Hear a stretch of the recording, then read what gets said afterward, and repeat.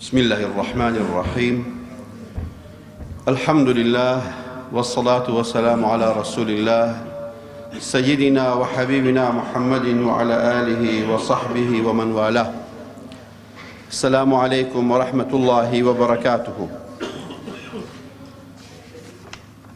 بەڕێزان و خۆشەویستان، زۆر خۆشحاڵم کە کردنەوەی خولی لەبەرکردنی سوورەتی مولک کۆتایی هاتوو. ولله الحمد.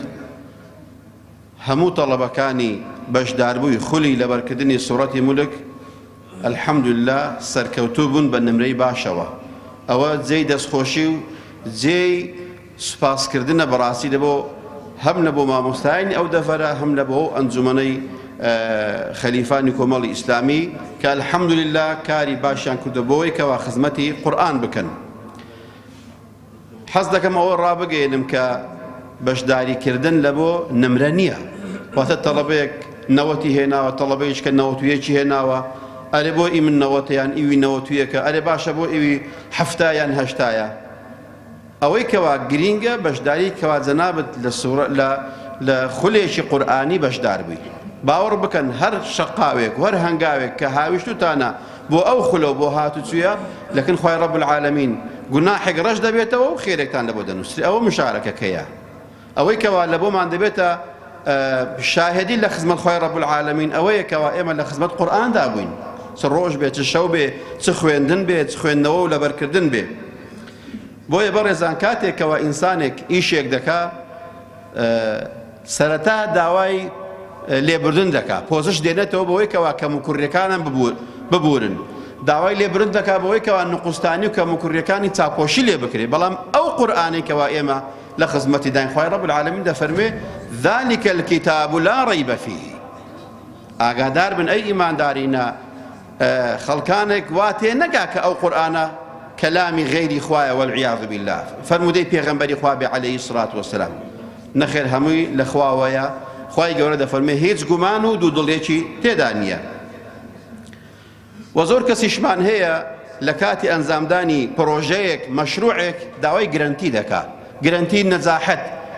ئایا ئەو کاڵایی کەوا دەیکڕیت تا چەند کاڵایەکی ئەسڵیە؟ ئایا ئەو کاڵایە بەکارهێنان دێ؟ بۆیە ئەو قورئانە هەموو ئەو گومان و شکانەی ڕەواندۆتەوە کە خوای ڕەب العالەمین دەفەرمێ ئین هذا القورئان یهدی للتی هی ئەقوەم. نەک ئەو قورئانە ڕێنماییت بکات بۆ ئەوەی کەوا شتێکی باش و چاک بکەیت، ڕێنماییت دەکات بۆ ئەوەی کەوا باشترین کار و چاکترین کار، دروستترین کار ئەنجام بدەیت. کەواتە ئەوە هەمووی گرنتیە بۆ ئینسانی ئیمانداری پابەند بوو بە قورئان و سونەتەوە کە سەرکەوتوو دنیا و قیامەتە. بۆیە بەڕێزان ئەوەی کەوا باوەڕدارە خوای ڕەب العالەمین بەرزی دەکاتەوە. ئەوەی کەوا ئیمانی هەیە لەگەڵ هەموو مرۆڤەکان جیاوازە، بەڵام لە ناو باوەڕدارانیش ئەوەی کە زانایە و لە خزمەت قورئاندا بووە جیاوازترە. کە خوای ڕەب العالەمین دەفەرمێ یەرفەع الله الذین آمنوا منکم والذین ئوتوا العلم دەرەجات.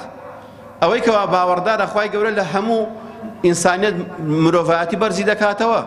بەڵام ئەوەی کەوا زانایە لەگەڵ ڕێز و حرمەتم بۆ هەموو زانست و هەموو زانایەکی، بەڵام ئەو زانستێکەوە لە خزمەت قورئاندا نەبێ زانستێکی کاتێ دێ و دەڕوا لەوانەیە ئەو کاتەی سوودی هەبێ، بەڵام بۆ دوایە نەبێ. قورئان وانیە، قورئان بۆ قیامەتی شەر مەنفعەتی هەیە.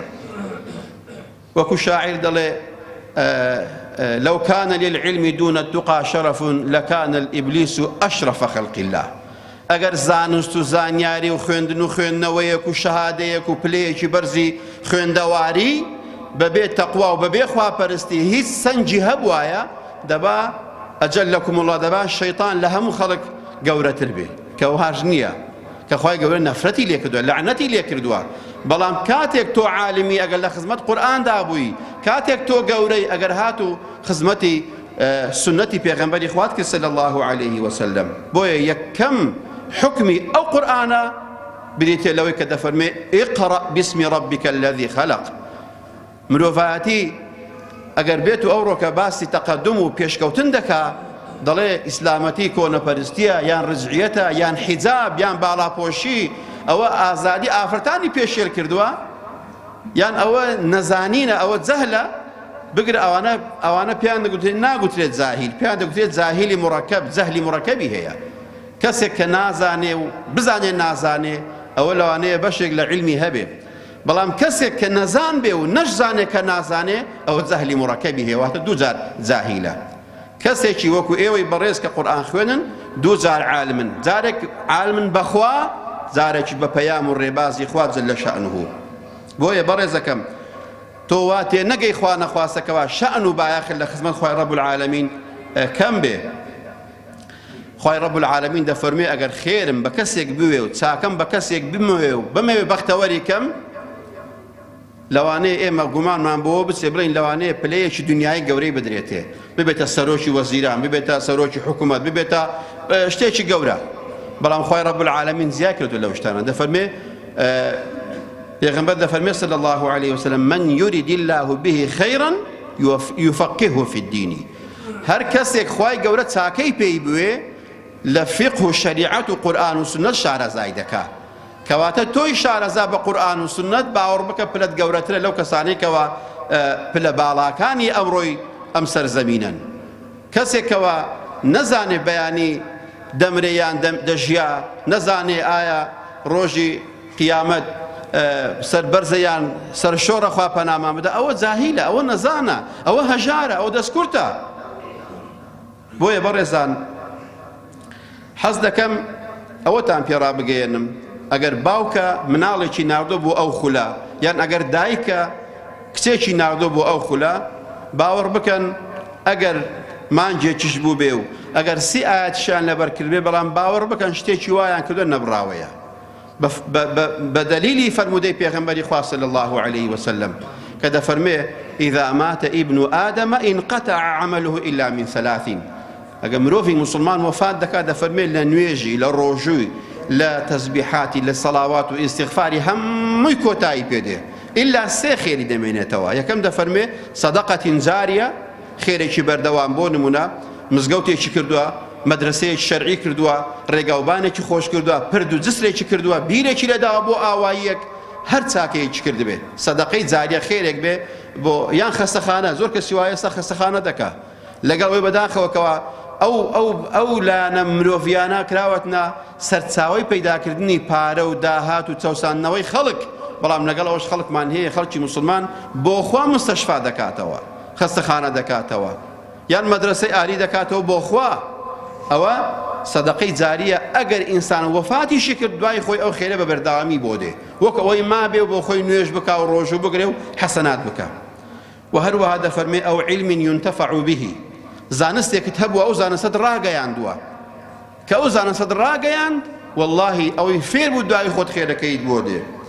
من لێرە دەمەوێ بەڕاستی ئەو وعد و بەڵێنەی کە کاتی خۆی من منداڵێکی 8 ساڵی بووم لە خزمەت مامۆستایەکی مزگەوت قورئان و ئەلفوبێم خوێند و سیپارەم خوێند و پاشانەکە جزء عامەم تەواو کرد و پاشان قورئانم ختم کرد. ئەلەو کاتیەوە لە محارەبەی حیزبی بەعسەوەکە هەر ڕۆژێکە دەچین بۆ خزمەت مامۆستا لە مزگەوتێ واللهی بەنهێنی دەڕۆیشتین. دەبا مختاری ئەو گەڕەکە ئاگای لێ نەبێ، دەبا بەشی ڕێخستنی حیزبی بەعسی ئەو کاتی ئاگای لێ نەبێ کە ئێمە دەچین دەرس دەخوێنین، لەبەر ئەوەی بانجان دەکردین لێ پێچینەوەیان لەگەڵ دەکردین، بەڵام بەردەوام بووین و وعدیشمان بەخوا داوە کە لە خزمەت ئەو قورئانە بژێین و هەروەها لە خزمەتی بژمرین. ئەگەر ئەو دەرسەی کاتی خۆی من خوێندومە ئێستا ڕای نەگەیەنم خیانەتم لەو ئەمانەتە کردووە، وعدم داوە، بەڵام لێرە ئەوەش بە ئەو مامۆستا بەڕێزانەی ئەوڕۆ دەڕێم کەوا سوورەتی مولکیان لەبەر کرد و تەفسیر و واتاکەیان فێر بوون. دەبێت هەر کەسێک لە ماڵی خۆی و لە گوندی خۆی و لە شار و مەملەکەتی خۆی ببێتە مامۆستایەک، ببێتە محەتەیەک، ببێتە سەرچاوەیەک، کانیەک بۆ پاراوکردنی دەوروبەری خۆی. ئەگەر هەر خوشتێک لە دەوروبەری خۆی دوو خوشکان فێرە سوورەتی مولک بکە و تەفسیرەکان پێ بڵێ، باوەڕ بکە ئەوە سەدەقەی جاریە، دوای مردنەکەشت ئەو خێر و پاداشت لە بۆ دێ ئینشاءالله. بۆیە سێم دەفەرمێ ئەو وەلەدین صالحین یەدعو لەه، منداڵێک کە دوعای لە بۆ داکوبابی بکە بە بەردەوام خێری بۆ دەچێت، ئەو سێ خێرەت هەر بۆ دەمێنێ. ئەو منداڵێک کە ئێمە دەیانێرینە مزگەوت و خولی هاوینە و فێرکردنی قورئان و تەجوید و هەروەها لەبەرکردنی قورئان، واللهی دوای مردنیشمان خێر و بەرەکەتمان لە بۆ دێ. ئەو خەڵکانەی کەوا منداڵەکانیان لەگە ڕێز و حرمەتم ئاشنای دنیا و دنیاداری کرد، ئاشنای دنیا و تەکنۆلۆژیای دنیا کرد، ئەو دایک و باوک و عائیلە و خێزانێکەوە منداڵەکەی ئەمانەتی سۆشیال میدیا و ئەنتەرنێت و فەیسبوک و پۆبجی و ئەتاری کرد، والله ئەگەر ئەو ڕۆژ دەنجی نەیە لە ماڵەوە دانیشت بێ، والله لەوانەیە مشکلێ نەوێ، بەڵام بەیانی مشکلەی گەورە ڕوودەدا. کاتێکەوە جام پڕ بوو ئەنجا لێی دەڕژێتەوە، کاتێکەوە ئەو منداڵە تووشی نەخۆشی چاو بوو یان مێشک بوو یان تووشی ئەو نەخۆشیانەی کەەوە ئینسان توش دەبێ لە ئەنجامی ئەنتەرنێت و فەیسبوکەوە ئەو کاتی دەزانی. لە کاتی دروستکردنی پەیوەندی ناشەرعی لەگەڵ خەڵکی تر و لەگەڵ شتی ناشەرعی شتی ناڕێک، ئەو کات دەزانیکەوە تۆ بەڵێ منداڵی تۆ سوڕەتی مولکی لەبە کردووە، مانجێک پێوەی خەریک بووە. ئەوە هەم ئیشەڵا بەرەکەتی لە تەمەنیدایە، هەم لە ڕزقیدایە، هەم ساڵحیەتە و هەروها بۆ داک و بابشی ڕزقێکی نەبراوەیە. خوای گەورە پاداشتی هەموو لایەک بداتەوە و ئەو قوتابیانەی کە بەشدار بوون من لێرەوە پێیان دەڵێم ئەگەر سەرەتاش ڕامگەیاند ئەوەی کەوا بەس بەشدار بێ ناجیحە، واللهی ئەوەی کەوا بەس نیەتی خێر بێ خێری دەگاتی. ئەدی ئەوەی کە ماندوو بووە هەوڵی داوە فێر بووە لەبەری کردووە، لێرانەوە دووبارەی دەکەمەوە لەسەر نمرە و لەسەر نەتیجەکانیان باکێشە دروست نەکەن. من بەڕاستی لێرانەوە سوپاسی هەموو ئەو خانەوادە دەکەم کەوا بەشداری کردووە کە وەلیلله الحەمد من لە زۆر شوێنان خول و دەورەی ئەوهام هەبووە، بەڵام لەو دەڤەرە کە دەڤەری خەلیفانە و ئەنجومەنی خەلیفانە زۆرترین بەشداری بووە، خوای گەورە پاداشان داتەوە. ئەوەش ئاماژەیە بەوەی کە ئەلحەمدولله ئەو خەڵکەی ئێمە ئەساسەکەی و ڕەسەنەکەی هەر ئیسلامی قبوڵە و هەر لە خزمەت ئیسلامدایە، خوای گەورە پاداشان داتەوە. زۆر بە پێویست دەزانم سوپاسی دووبارەی ئەنجومەنی کۆمەڵی ئیسلامی خەلیفان بکەم، بەڕاستی جوهد و ماندووبوونیان بەبەر چاوە و بەبێ ئاماژەی ئێمە هەموو خەڵک دەیبینێ، خوای گەورە پاداشان داتەوە. و منیش لێرەوە وەعد دەدەم لە خزمەتتاندا بم، هەر خولێک هەر دەرسێک هەر بەرنامەیەک هەر وانەیەک هەبوو من لە خزمەتتان بم، یا ڕەبی خوای گەورە پاداشان داتەوە، یا ڕەبی خوای گەورە مۆفەقتان بکە ئینشاءالله. ئەو خەڵاتانێکەوە دانراون شتێکی ڕەمزین بەس بۆوەیەکەوە ڕێزلێنانێکە و پێزانینێکە خوای گەورە پاداشان داتەوە. دوعا دەکەم دڵم یا ڕەبی خوایە بۆ خاتری گەورەی خۆت ئێمە لێرە کۆبوتنەوە بۆ ڕەزامەندی خۆت، یا ڕەبی خوای لێمان ڕازی بی، یا ڕەبی خودای ئەو قوتابێکەوە بەدڵێکی پاکەوە بۆ ئەو خولە هات و بەشدار بوو، یا ڕەبی خوای ئەو قورئانە بکەیە شەفاعەتکار لە ڕۆژی قیامەت، یا ڕەبی خوای شەفاعەتکاری داک و باوکمان بێ، شیفای نەخۆشەکانمان بدەیت، جیرایی بە نەحەقی ئێمە ئازاد کە یا ڕەب العالەمین، یا ڕەبی خودای ئەو بەڕێزانێکەوە بۆتنە هۆی گەیاندنی سەوت و سوڕەی ئێمە بە دەرەوەی ئێرە، یا ڕەبی خوای پاداشیان بدەیەوە. ئەو جوندە مەجهولانێکەوە ئێمە بەس دەنجیان دەبیستین، بەس جوهدیان دەبینین، خوای گەورە مۆفەقیان کەی. آمین یا رب العالمین. وصلى الله وسلم وبارك على سيدنا محمد وعلى آله وصحبه أجمعين، والسلام عليكم ورحمة الله وبركاته.